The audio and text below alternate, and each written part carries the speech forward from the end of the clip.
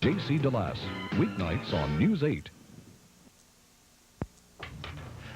Anton, haven't seen you since we were kids. Yeah, great to see you. What you been up to, Ringo? Oh, not too much. In a few bands, you know. I was with the Beatles. Yeah, they were pretty popular, right? Yeah, they were. Married Barbara Bach. Oh, that's great. What have you been up to? Well, I've been in prison. Ah, well, I'll see you. Next time Yeah. you're in, give us a call. All right, thanks. Anton, why didn't you tell him you were the drummer on the show? Oh, I was a bit ashamed. Man, excuse me.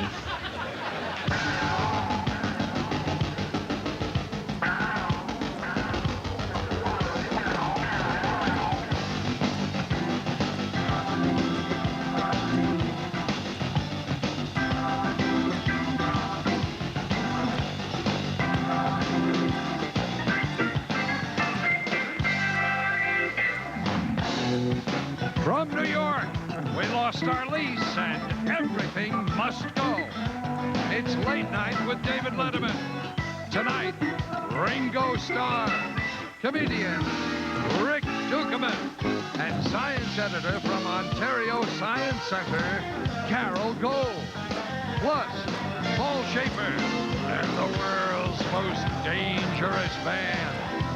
And now, America's most trusted sports bookmaker, David Letterman.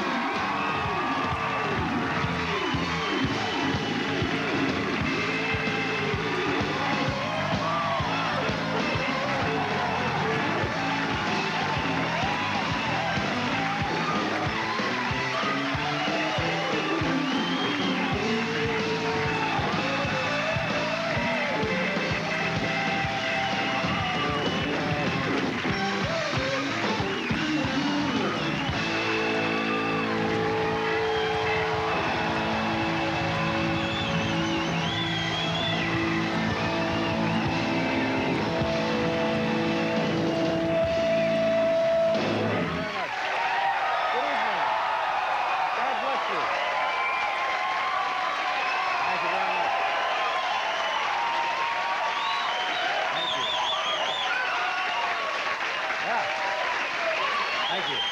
That's it. Thank you very much. Thank you. Welcome to the show. I feel like I've won something. Hi. We have a gentleman in the audience who's going to a job interview a little bit later today, and this is how he waved earlier. Yeah, hi, like that. And I said to the young man, I said, Steve, if you want this gig as an English teacher in Japan, hi, don't do that to him, because the Japanese...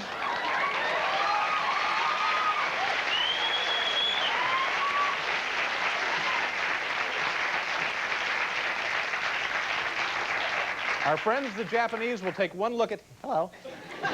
Sayonara. So don't... Earlier today, the world champion Detroit Pistons visited the White House, and it was too bad. I understand that Dan Quayle was injured when he took an elbow from Bill Laimbeer. So that was kind of a... Dude, he was just... Hello. Here in New York City this week, actor William Hurt is being sued by the mother of his child. She wants now half of his fortune and half of the dresses he wore in Kiss of the Spider Woman. So,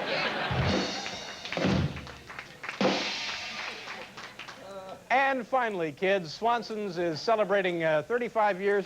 These are the people that originally made the TV dinner. Were you aware of that, Paul? I was aware of that, yes. Swanson's frozen TV yes, dinners. they invented And over that period that they've been making the TV dinners, 35 years now, this is a staggering statistic. The most popular of those dinners was turkey, and the amount of ingredients that have gone into that particular kind of turkey, or that particular kind of TV dinner. Listen to this. They used over 700 tons of potatoes.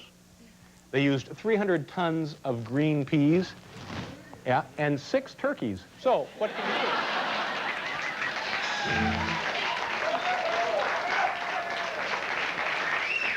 They used 6 turkeys. I think we all got a chuckle out of that, don't we? Yeah. Hello. Well, We got a great show tonight. Ringo Starr is with us this evening.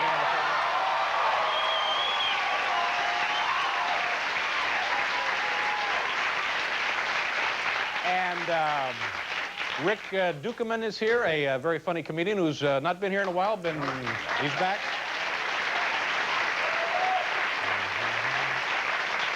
And a woman from the Toronto Science Institute. That's correct. Is that it?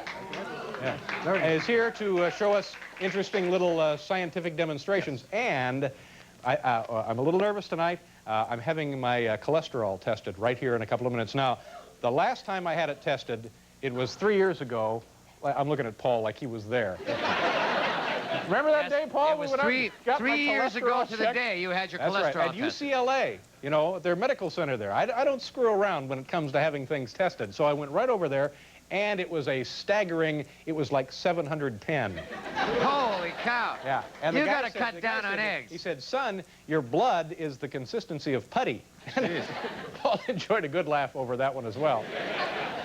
So he said, you know, alter your diet or do something, or change your wardrobe. Anyway, you've got to get it down. So I thought tonight, after 3 long years of just praying that it would go down, just hoping like hell it would go down, we're going to have it tested again. Now, there's our good friend, Paul Schaefer over there. Hi, Paul. Hi, boys.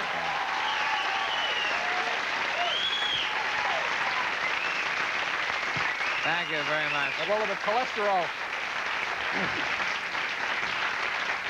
Now, it's going to be exciting. In rehearsal, we had some early returns. Yeah. Can I announce these cholesterol readings? Yes. Barbara Gaines, are you back there, Barbara? 160. Barbara Gaines was very 160. low. Very low. Very nice.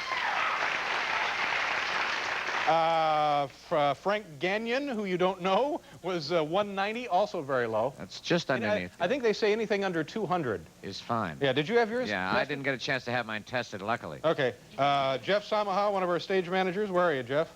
Oh, he's collapsed. Oh, my God. Also pretty good, 208. Now, you said yours used to be higher.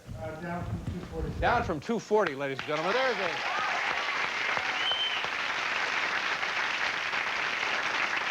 And all with the new Danish salon hair formula. He's been able to get it to drop. Miraculous. Robert Morton, our very own beloved producer. Yeah, what did he get? Take a guess. What do you think Morty's cholesterol I is? have a feeling it may have been a little high. It is a little high. What was it? You're looking at a walking dead man. It's 260. Holy cow. That's too high.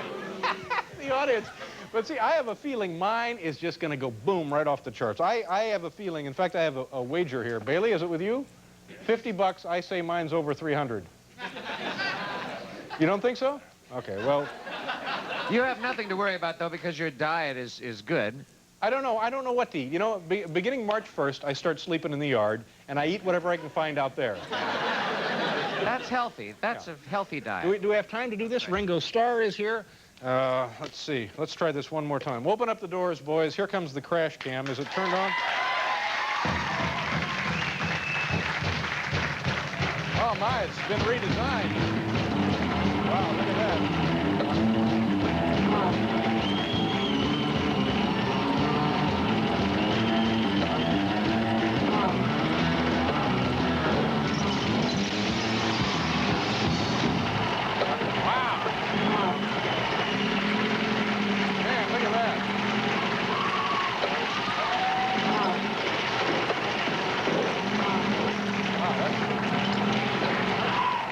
We've redesigned that. It's a little different than it used to be. It's lower, closer to the ground. We've lowered the center of gravity. Better to aerodynamic. improve our cornering times. Yeah. Yeah.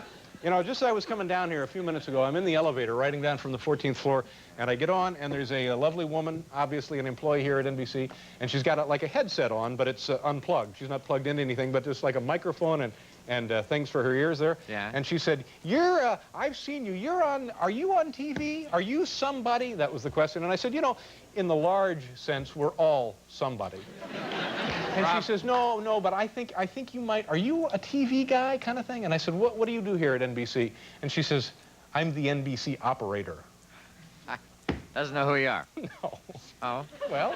Give you an idea. Do you think? Have you been getting your calls? Oh, is it time to test our cholesterol? Oh, Our first guest was a member of the Beatles from 1962 until they disbanded in 1970. And this morning he announced that he is forming a brand new band for a national tour beginning in Dallas next month. Ladies and gentlemen, here's Ringo Starr.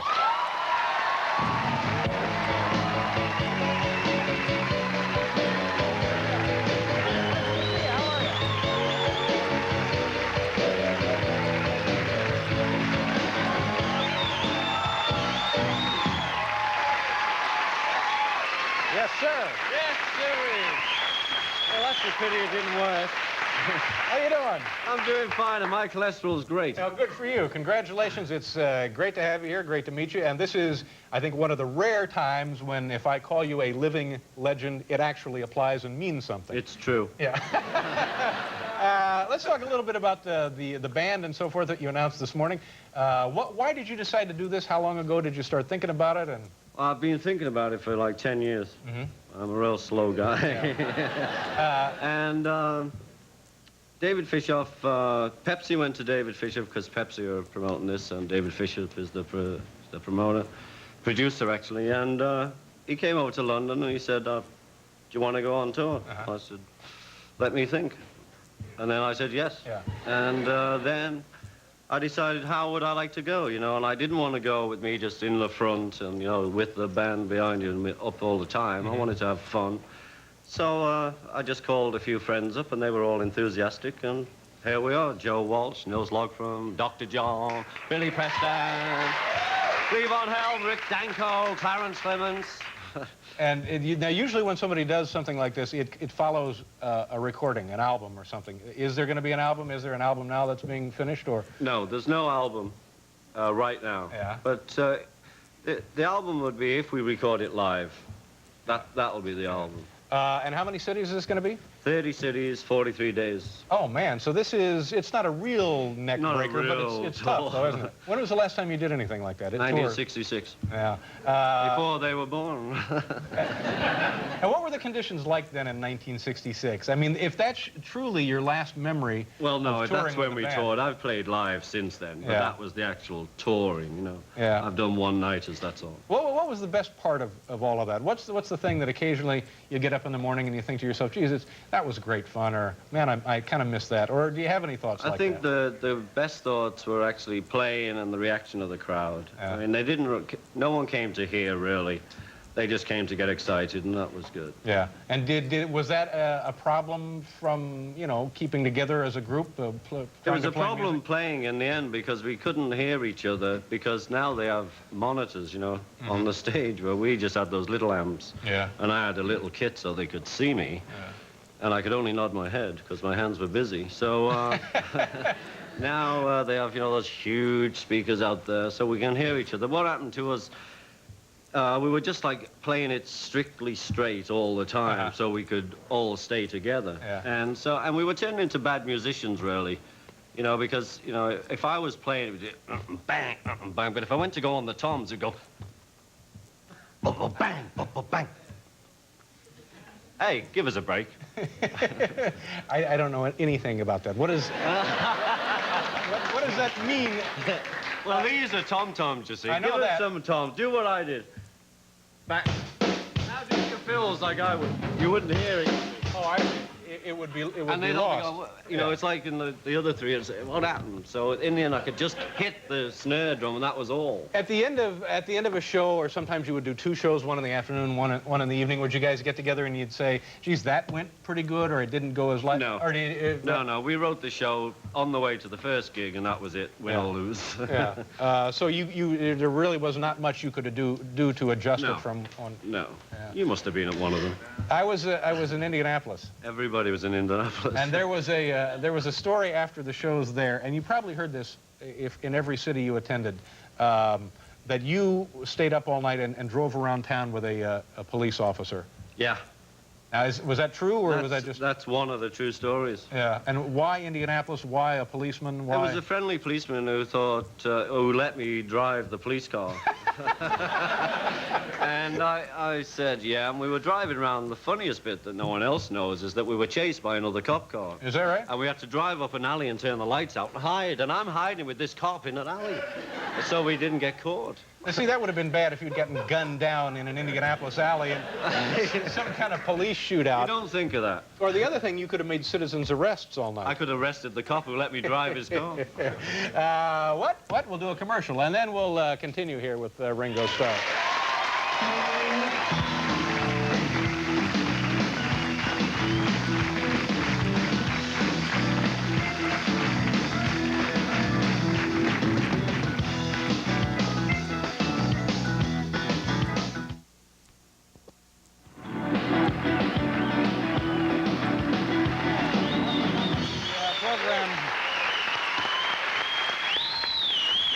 Thanks, guys. Bear with me here for a second. This is one of those questions that will be impossible for you to answer, but it seems to me... Why would you ask it? Well, because I think it's important that the record shows this. What? I don't know what that means either. It just seems to me that musicians and bands will come and they will go. Some will be really successful, some not as successful, some will have small impact, no impact, whatever. But the phenomenon of you guys will never happen again. Does that seem fair to you? I don't believe that. Why not? Well, they said that before we happened. It'll never be as big as Frank Sinatra, or never be as like Elvis, and never be like us. I mean, I really think someone will come up soon. Someone will come up that will capture... And I want to see it. Yeah.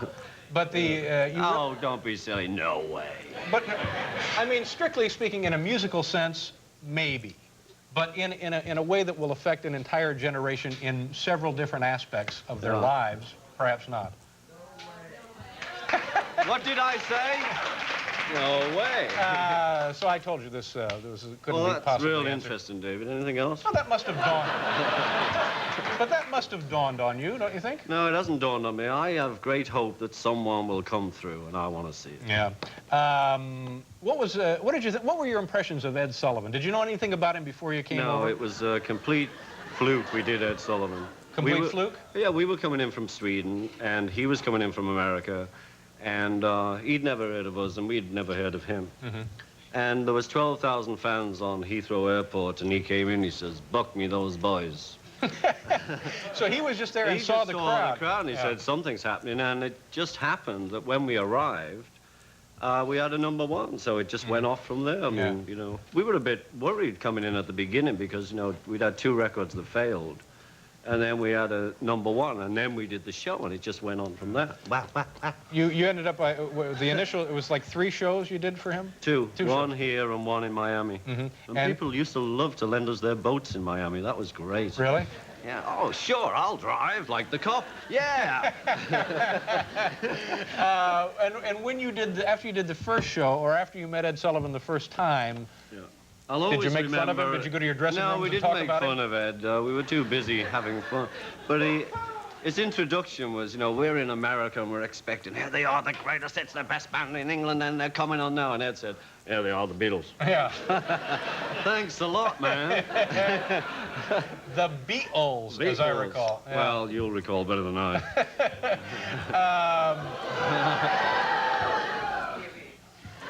This is a weird... It's very strange. Well, it's this cholesterol testing that's got everybody... I on think the you're edge of very their seats. brave. Once you tell them, you'll be getting letters. Get it down. Tell me about the television show. This is Shining Time Station. Well, I'm sure you've all seen it. Well, 4 of you have seen it. It's a children's show. It's on PBS, and it's I'm Mr. Conductor, Mr. Magic.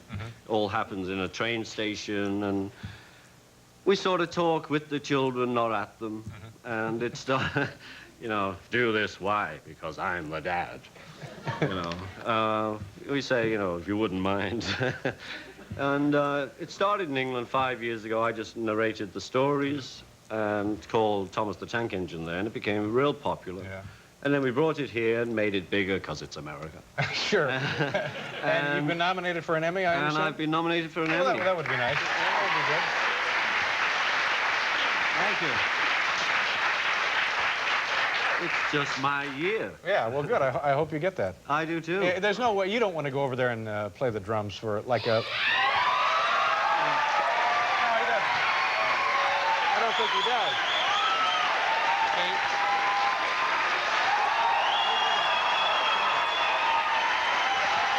Ringo. I'm sorry. I'm sorry. I'll play it.